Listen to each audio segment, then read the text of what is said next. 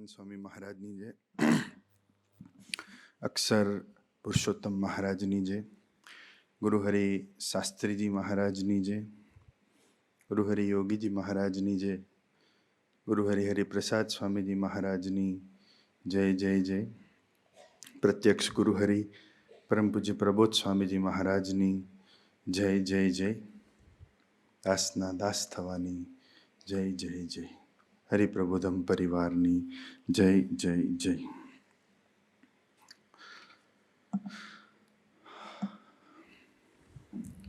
દિવ્ય દેહ વિરાજમાન ગુરુહરિ સ્વામી શ્રી પ્રત્યક્ષ ગુરુહરિ પરમ પૂજ્ય પ્રબોધ સ્વામીજી,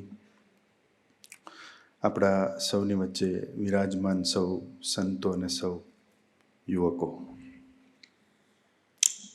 હર્ષભાઈએ વાત કરી કે જેમ એમને વાત કરી કે પહેલાં અમને કોલેજનું અકોમોડેશન બતાવ્યું હતું, એક ખોખું હતું, એમાં આપણે જાતે પંખા નખાવાના અને બેડ મૂકવાનો. એમ પોતે બી એવીડી આવ્યા તો એક ખોખા જેવા જ હતા. અને એ ખોખામાં આજે આપણે જોઈ શકીએ છીએ કે આ સંતોનું સાનિધ્ય, આ સભાનું સાનિધ્ય, સારા મિત્રોનો સંગ અને ગુરુહરિના આશીર્વાદથી આજે સિમ્બાયોસિસ જેવી ઇન્સ્ટિટ્યૂટમાં પોતે MBA કરવા જશે. તો એવા અનંત પ્રકારના અનુભવો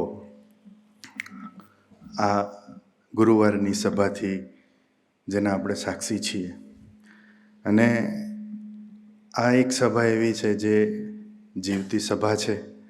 એનું પ્રમાણે કે જ્યારે પણ કોઈ બી છોકરો હોય જે ગુરુહરિ પ્રબોધ સ્વામીજી પાસે પધારે અને એવું કહે કે સ્વામીજી હું દૂર રહું છું, મારી આજુબાજુ સત્સંગ નથી, તો તરત જ ગુરુહરિ એવું કહે કે આને ગુરુવારની સભાની લિંક આપી દો અને કે બેટા આપણે ગુરુવારની સભા અટેન્ડ કરવાની ઓનલાઈન, આપણને ભગવાન બળ આપશે.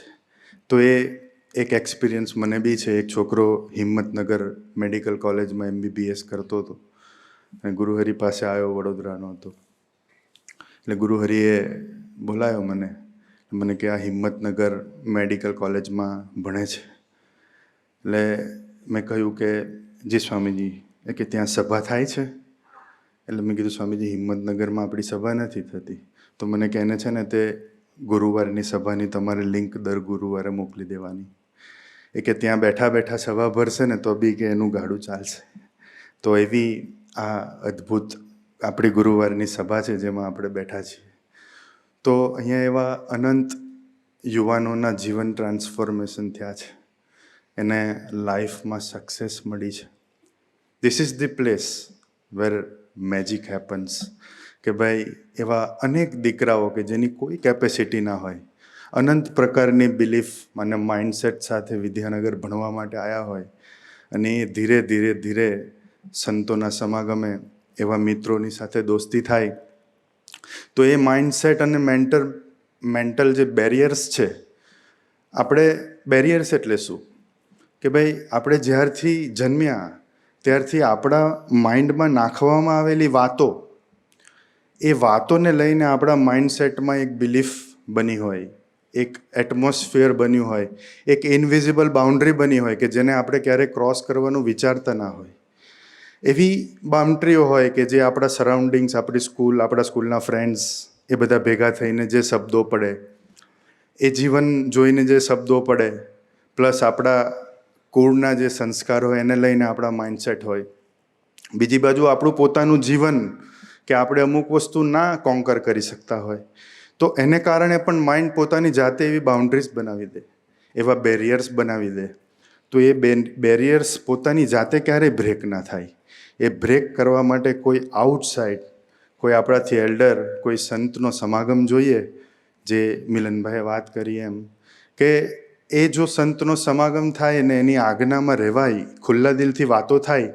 જે હર્ષભાઈએ કહ્યું કે અમે નાની નાની વાત બધી આનંદ સ્વામી સાથે શેર કરતો હતો, તો એનું રિઝલ્ટ શું આવ્યું?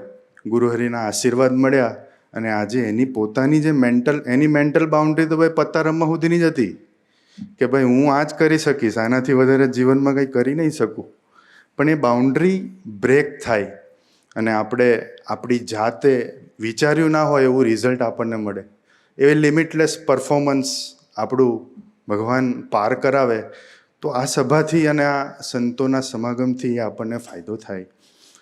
હમણાં થોડા 6 વર્ષ પહેલાં એક પ્રસંગનું સાક્ષી છું આખા. 6 વર્ષ પહેલાં એક દીકરાના ફાધરનો ફોન આવ્યો. મને કહે છે કે આ દીકરો છે એ 9મા ધોરણમાં ભણે છે અને દિવસના 12 કલાક પબજી રમે છે. એટલે મેં કીધું યાર તો ટુ મચ કહેવાય, 12 કલાક કોને કીધા? તો મેં કીધું તમે કંઈ કહેતા નથી, ફોન લઈ લો.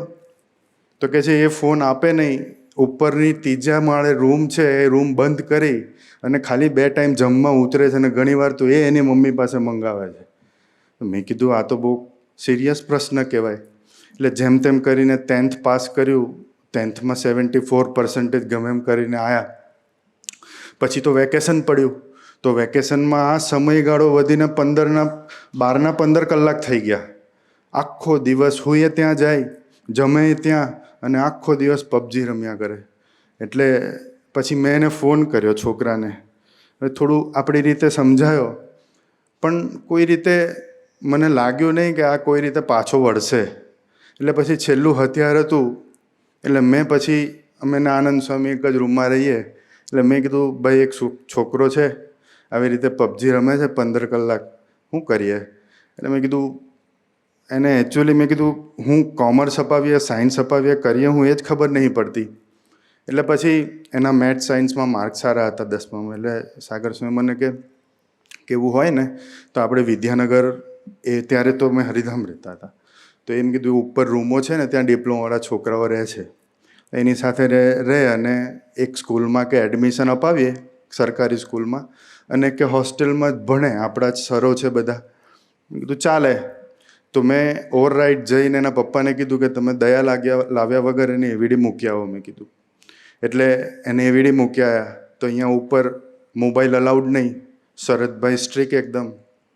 એટલે થોડો મહિનો થયો એટલે ઘરે ભાગી આવ્યો. પછી મેં એને બોલાવ્યો હરિધામ. મેં કીધું આય ભાઈ, મેં કીધું શું તકલીફ છે? તો કે ત્યાં કેમ જેલ જેવું લાગે છે કે છે. તું તને પેલી રૂમમાં જેલ નહોતું લાગતો, તું 15 કલાક રહેતો હતો તે? તો કે ના, કે અહીંયા નહીં ભણાય મારાથી. તે 3-4 મહિના રહ્યો ના રહ્યો. હવે 11 સાયન્સ ચાલુ, 11 સાયન્સે ઘરે આવી ગયો. એટલે ઘરે ગયો એટલે એના પપ્પાને મમ્મી બંને એટલા બધા ટેન્શનમાં કે આને શું કરીએ હવે. પાછું જાતે જ એને કોઈ સુરતમાં સ્કૂલ શોધી નાખી કે જે ડિસ્ટન્સથી 11-12 સાયન્સ ભણાવે, એટલે જવાનું નહીં, ખાલી એક્ઝામ આપવા જવાનું. એટલે મેં કીધું યાર તો કારીગર છે. પછી તો એને એડમિશન લઈ લીધું, પૂછ્યા વગર જ જતો રહ્યો અહીંથી સામાન લઈને. શરદભાઈ સાક્ષી છે ને. પછી એના પપ્પા એટલા બધા ટેન્શન, હું ચિંતા ના કરો, મેં કીધું મહારાજ સારું કરશે. પણ બાળક બુદ્ધિ હતી, એક હટ હતી. તો ત્યાં એવામાં આવ્યો કોરોના. કોરોના આવ્યો એટલે બધા 11મા વાળાને વગર એક્ઝામે 12મામાં ચડાવી દીધા. એટલે એક્ઝામ આપવાની થઈ નહીં. એ વખતે જો 11માની એક્ઝામ આપે તો ફેલ જ થાતે. પછી તો 12મું બી આખું ઘરે બેસીને જ ભણવાનું હતું. અને એ વર્ષે 2021 તો 12માના જે 12 સાયન્સના છોકરા હતા એની બી એક્ઝામ લીધી, પણ રિઝલ્ટ બધાને ગ્રેસ કરી આપેલા, બધાને ચડાવી દીધા. એમાં એ બોલો 7માંથી 5 વિષયમાં ગ્રેસ.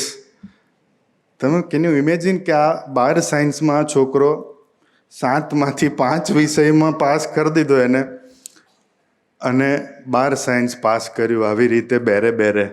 એટલે પછી એના પપ્પાનો ફોન આવ્યો, હવે શું કરીએ? એટલે મેં એને જ્યારે 11મા ધોરણમાં હતો અને ઘરે આવી ગયો હતો, મેં કીધું ચાલ આ વખતે તને નહીં ફોર્સ કરું, પણ એટલું મને પ્રોમિસ આપ કે તું જ્યારે 12મું પાસ કરે ત્યાર પછી ફરી એવીડી આવી જવાનું. તો કે પાકું, પણ અત્યારે મને છોડો કહે છે. એટલે એ શરતે અમે એને છોડ્યો. પછી તો 12મા ધોરણમાં રિઝલ્ટ તો ગ્રેસવાળું હતું. એટલે મેં પછી આનંદ સ્વામીને કીધું ભાઈ આને શું કરાવાય? તો મને કહે છે કે આ પેલા વીપી સાયન્સમાં કે BCAમાં અપાઈ દે એડમિશન કહે છે. મેં કીધું લેવડાવી દો તારે. તે એવી રીતે વીપી સાયન્સમાં. તો એનું હું તમને કહેવા એ માગું છું કે એનું મેન્ટલ માઇન્ડસેટ કેવું હતું, એના ફાધર મધરનું માઇન્ડસેટ કેવું થઈ ગયું હતું, ઇવન એની સરાઉન્ડિંગ્સવાળાનું માઇન્ડસેટ કેવું થયું કે બધા એને એવું કહેતા હતા કે ભાઈ હવે તારી લાઈફ લિમિટેડ છે, હવે તું પબજી જ રમીશ, હવે તું એનાથી આગળ નહીં જઈ શકે. પણ જ્યાં આવા સંતોનો યોગ થાય, જ્યાં આવા ગુરુહરિના આશીર્વાદ મળે, ત્યાં તમારું વ્યક્તિત્વ લિમિટલેસ થાય, કારણ કે લિમિટલેસ પુરુષની ગોદમાં બેઠા. એટલા માટે અને એ કદાચ આપણા મા બાપ, આપણા સરાઉન્ડિંગ્સ અને આપણું એટમોસ્ફિયર કોઈએ ના વિચાર્યું હોય એવું રિઝલ્ટ આપણને ભગવાન આપે. તો પછી તો અહીંયા આગળ BCAમાં એડમિશન લીધું, 24,000 રૂપિયા ફી ભરી. પછી મેં સાગર સ્વામીને કહી રાખેલું, મેં કીધું જોજો ક્યાંક એન્જિનિયરિંગમાં મળે તો પછી આપણે લઈ લઈશું. પછી એટલે એવી વાત થયેલી પહેલાં, એટલે લગભગ મહિનો એક થયો હશે. અને એક દિવસ સાગર સ્વામીનો મને ફોન આવ્યો, મને કે આ ચિરાગભાઈની કોલેજ છે MB પટેલ, એમાં કહે છે થોડીક સીટ કમ્પ્યુટર સાયન્સમાં ખાલી છે, તો પેલાને લેવડાવી દેવું છે. એટલે મેં કીધું એના પપ્પાને પૂછી લઉં. એટલે મેં એના પપ્પાને ફોન કર્યો, મેં કીધું ભાઈ આવી રીતે એક સીટ ખાલી છે, તમે કહેતા હોય તો શિફ્ટ કરી દઈએ. તો કે કરી દો ને.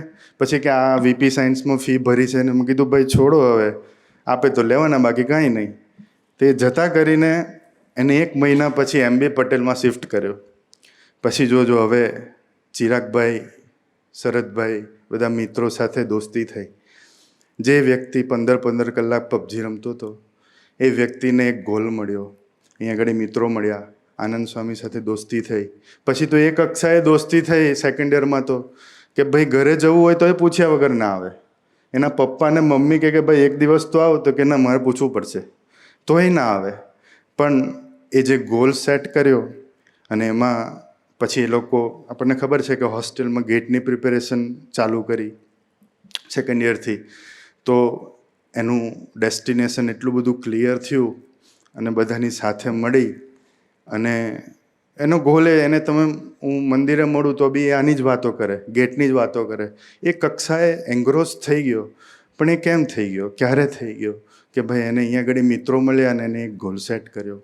અને પછી ગુરુહરિના આશીર્વાદ લેવા માટે આનંદ સ્વામી લઈ ગયા. ત્યારે પ્રબોધ સ્વામીજી એ લોકોને એટલું કીધું કે તમારે તમારા ભીડાનો, તમને આળસ આવે ત્યારે તમારે આ આનંદ સ્વામીના, ચિરાગભાઈને બધા કાર્યકર્તાઓના ભીડાનો વિચાર કરવાનો કે એ લોકોએ મારી પાછળ કેટલો બધો દાખલો કરે છે. એટલે એ પછી એને બળ મળ્યું. એ તો બધા ઘણા છોકરાઓ ગેટની પ્રિપેરેશન કરતા હતા. પછી આ વખતે ગેટ આપી, હમણાં આ વર્ષે પાસ થયો. તો તમે નહીં માનો, એ જ છોકરો, મને બી બિલીવ નથી થતું કે એને ગેટ આપી તો એને ઓલ ઇન્ડિયા 1100 રેન્ક આવ્યો. લગભગ 4 થી 5 લાખ લોકો ગેટ આપતા હોય, એમાંથી 1100 રેન્ક. અને કાલે જ અમે રૂમમાં આનંદ સ્વામી મને વાત કરતા હતા, રાતે 12 વાગે ભેગા થયા. તો કે મને કે આજે એ કલકત્તા ગયો છે કે છે ISI, Indian statistical institute, one of the best institute કહેવાય. એમાંથી કહે છે ખાલી 47 લોકોને આખા ઇન્ડિયામાંથી ડાયરેક્ટ ઇન્ટરવ્યૂ રાઉન્ડ માટે બોલાયા. એમાં 2 આપણી હોસ્ટેલના છોકરા છે, એમાં એક એ. તો હજુ તો આખી પ્રોસેસ ચાલશે અને he will ended up in sum good institute. પણ એ જે આખું માઇન્ડસેટ બ્રેક કરી અને અહીંયા સુધી છોકરો આવ્યો, તો કેવી રીતે આવ્યો? આ સંતો અને આ બધા મિત્રોના સમાગમે. એમ મારા પૂર્વાશ્રમના કઝિન બ્રધર થાય, એનું નામ પરમ, તમે બધા ઓળખતા હશો. આ જ છોકરો કે જેને હું સમજાઈને 5 વર્ષ પહેલાં થાકતો હતો કે બેટા ભણ, કોઈ વાતે કરીને એ પબજીમાંથી બહાર જ નહોતો આવતો. તો એ જે આખું જે મેન્ટલ બાઉન્ડ્રીઝ જે ક્રોસ કરી અને લિમિટલેસ રિઝલ્ટ આપે, એ ગુરુહરિને સંતોની ગોદમાં આપણે બેઠા છીએ. ત્યારે આપણે ખૂબ ભાગ્યશાળી છીએ કે આવી સભાના આપણે પાર્ટિસિપેટ છીએ. અને આવી તો ઘણી બધી મેન્ટલ બાઉન્ડ્રીઝ હોય કે ઘણાએ પોતે નક્કી કરી દીધું હોય કે મારાથી આટલું થશે ને આટલું નહીં થાય. ઘણે પોતાની એબિલિટીને લઈને પોતે એવું માનતા હોય કે હું અંડર પરફોર્મર છું. હમણાં જ એક છોકરો ઘણા સમયથી મારા પાસે આવે છે, અમારા પ્રદેશનો છે. મને કહે છે સ્વામીજી, અહીંયા આગળ મને ઇન્ફિનિટી કોમ્પ્લેક્સ લાગે છે. કોલેજમાં જઉં તો એવું ફીલ થાય છે કે મારા કરતાં બધા જ આગળ છે, બધા જ હોશિયાર છે, હું ડબ્બો છું. તો આવી અનંત પ્રકારની બાઉન્ડ્રીઝમાં આપણું મન રમતું હોય. અને એક સૌથી મોટી બાઉન્ડ્રીઝ કે જે આપણે જાતે ખોતરીને ઊભી કરી હોય, કઈ? ખાના ખાયા શું? તો એવી પ્રબોધ સ્વામીની ભાષામાં કહીએ તો પિન ચોંટી જાય આપણી. તો એ તો બહુ અઘરી બાઉન્ડ્રી. એ કોણ ક્રોસ કરાવે? ત્યાં આવા પુરુષનો યોગ હોય અને આવી દોસ્તી હોય તો ઇઝીલી આપણે એ બાઉન્ડ્રી પણ ક્રોસ કરી શકીએ. એક નાનકડો પ્રસંગ કહી અને સેવા પૂરી કરું. હમણાં જાન્યુઆરીમાં કેનેડાથી કપીભાઈ આવેલા, એને આ પ્રસંગની વાત કરી કે એક છોકરો ત્યાં ભણવા આવ્યો હેમિલ્ટનમાં, અને આપણા જે છોકરાઓ છે એના અપાર્ટમેન્ટમાં રહેતો હતો. હવે આવી રીતે જ એને ક્યાંક કોઈક છોકરી સાથે હેત હતું. તો પછી રહેતા રહેતા ખબર પડી કે એ છોકરી તો યુકે રહે છે અને આવો એ કેનેડા આવ્યો. એટલે એને આવ્યો એ દિવસથી જ થયું કે સારું ખોટી જગ્યા પર આવ્યો, લંડન જવા જેવું હતું. એટલે હવે આવ્યો તો ખરો. એટલે પછી છોકરાઓએ કાર્યકર્તાને કીધું કે ભાઈ આને છે ને તે એક સેટિંગ છે ત્યાં લંડન, તે આખો દિવસ એના વિચારમાં રહે છે કે લંડન કેવી રીતે જવું. એટલે હવે એક તો લોન લઈને છોકરો આવ્યો ત્યાં ભણવા માટે, બીજી બાજુ હવે એ એવો ટ્રાય કરે કે ગમે એમ કરીને એકવાર યુકે છોકરીને મળવા જવું. કારણ કે એને ખબર હતી કે છોકરી થોડાક સમયમાં યુકેથી મૂવ થઈ અને ઓસ્ટ્રેલિયા જવાની છે, અને જો એ ઓસ્ટ્રેલિયા જતી રહી તો પછી મારા હાથમાંથી જશે. એટલે ઇન્ટરનલ ફિયર એટલો બધો, તે બહાર જે મળે એને યુકેના વિઝાની પ્રોસિજર પૂછે, ખર્ચો પૂછે. અને ફોર્ચ્યુનેટલી એ સમયે કેનેડાના પ્રાદેશિક સંત ગુરુહરિ પોતે હતા. એટલે એને બધા ફ્લેટવાળાને કીધું કે યાર મારે યુકે જવું છે, તો પૈસા આપો ને, કહે છે. ના તો છોકરાઓ, એટલે એને કાર્યકર્તાને પૂછ્યું કે ભાઈ પેલો તો યુકે જવાનું કહે છે, શું કરીએ? એટલે કાર્યકર્તાએ ગુરુહરિને પૂછ્યું ઇન્ડિયા કે પેલો યુકે જવાનું એક છોકરો આવ્યો છે કહે છે, શું કરીએ? ગુરુહરિ કે આપણે નથી જવા દેવો, કે છે. એટલે હવે ગુરુહરિનો આદેશ આવી ગયો કે આપણે નથી જવા દેવો. પણ એ વિઝનરી પુરુષ હોય, એ જોઈ શકતા હોય, એ આપણી બાઉન્ડ્રીઝ જોઈ શકતા હોય, એ વિઝનરી હોય એટલે આપણું ફ્યુચર બી જોઈ શકતા હોય. એટલે પછી તો બધા ભેગા થયા અને એનો પાસપોર્ટ હંતાડી દીધો કે જે હવે તો તારે જવું હોય તોય નહીં જવા દે તને, કહે છે. તો એની પાસે જે ડોલર હતા ને એહોય લઈ લીધા. એટલે 3rd ડિગ્રી એકદમ. પછી તો મૂરઝાયેલો ફરે. ભાઈ એક સમય તો એવો આવ્યો કે રૂમમાંથી બહાર ના નીકળે, બંધ કરીને અંદર ને અંદર ગુંગળાયા કરે, ફ્રસ્ટ્રેટ થયા કરે. પણ આ તો હવે યુવાનો આપણા હરિપ્રબોધમ પરિવારને, એટલે કહે છે છોન મુંજે, આપણે એને જવા દેવાનો થતો. પછી ફરીવાર ગુરુહરિના દર્શન કરાયા. ત્યારે ગુરુહરિ એને બહુ મસ્ત વાત કરી. એ કહે છે બેટા એક વસ્તુ યાદ રાખ, કે છે કે ભલે કે તારા માટે એક છે પણ એના માટે તું એકલો નથી, કે છે. એટલે કે આપણે યુકે નથી જવું. એટલે છોકરાને મનાઈ ગયું. પછી તો જેમ તેમ ચાલુ થયું. પછી છોકરી ઓસ્ટ્રેલિયા મૂવ થઈ ગઈ. ત્યાર પછી એને છોકરીએ સામેથી ફોન કરીને કીધું કે હવે તું મને કોન્ટેક્ટ ના કરતો, મારું તો યુકેથી જ એક વ્યક્તિ સાથે મારે રિલેશન છે અને અમે મેરેજ કરવાના છીએ. તો ગુરુહરિએ એ દિવસે દીકરાને એના મનથી વિરુદ્ધ જઈને એની રક્ષા કરી. આજે એટ પ્રેઝન્ટ આજે દીકરો અમરીશ છે, કાર્યકર્તા છે, અને 50 દીકરાની ગોવાડી કરે છે અને સભા કરે છે, એવો કાર્યકર્તા છે. તો કદાચ એ દીકરાને નહીં ખ્યાલ હોય કે મારી એબિલિટી શું છે, મારો આ લોકનો પ્રોગ્રેસ અને આધ્યાત્મિક પ્રોગ્રેસ બંને ક્યાં સુધી થઈ શકે છે. વચ્ચે લગભગ મિતભાઈએ અહીંયાથી ગોષ્ઠી કરેલી, એમાં વાત કરેલી કે આપણે ગુરુહરિના જીવન બાજુ દ્રષ્ટિ કરીએ તો આપણને ખબર પડે કે આપણે કેટલા બધા બેરિયરમાં જીવીએ છીએ. કે ભાઈ એટ ધી એજ ઓફ 71 પણ એક સિસ્ટમેટિક જીવન જીવી શકાય, 1 કલાકની પૂજા કરી શકાય. એ ગુરુહરિના લાઈફ પરથી આપણને ખબર પડી કે ભાઈ એટ ધી એજ ઓફ 71 પણ રેગ્યુલર 1 કલાકનું વોકિંગ થઈ શકે, ભજન થઈ શકે, વાંચન થઈ શકે, છતાં પણ આપણા જેવા અનંત દીકરાઓને સમાધાન આપી શકે, અટેન્ડ કરી શકે. એ ગુરુહરિની જે લાઈફ છે એ જોઈએ તો આપણને ખબર પડે કે આપણે પોતાની જાતે આપણે કેટલા બધા બેરિયર ક્રિએટ કર્યા હોય કે મારાથી આ થશે, આ નહીં થાય, આ થાય, આળસમાં કેટલું બધું જીવતા હોઈએ. તો ગુરુહરિનું જીવન જ એક મિરર છે.